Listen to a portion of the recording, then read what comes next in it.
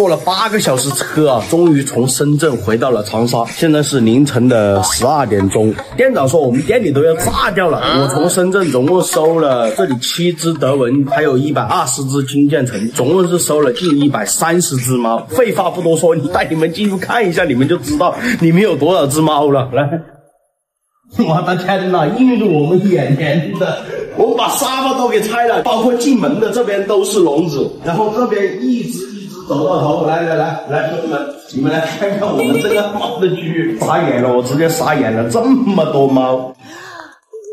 到时候我也会单独出一期视频啊，带你们看一看在深圳收的这120多只金渐层，它们的品相都是怎么样的。这一段时间估计可能收不了猫了，因为猫的数量实在是太多了。我希望我这几天尽快的把粉丝破到50万，好不好？破到50万我就要送猫出去，我赶紧送点猫出去。现在是想送猫的送不出去了，兄弟们呐，加把油，努力把粉丝突破50万，兄弟们，50万粉丝送10只猫啊！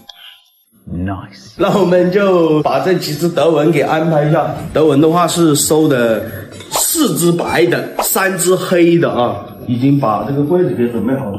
白的就放上面吧。状态依旧挺好啊。深圳猫来到了长沙，跟大家打声招呼。然后还有几只黑的，这只就稍微大一点，有5个多月，毛量嘎嘎卷。OK， 安排完毕啊，上面关了4个白的，下面关了3个黑的，乌漆嘛黑的。深圳之行咱们就结束了，也感谢深圳热情的这些粉丝们呢，还请我吃了2顿饭啊，白嫖了2顿饭，收了这么多猫，圆满的结束了，很难忘的一次经历啊。明天该如何的想一想，该如何去消耗这些猫了。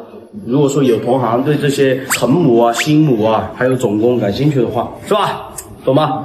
好，咱们这期视频就先拍到这里了。壮实说猫，做一个有温度的猫贩子，拜拜。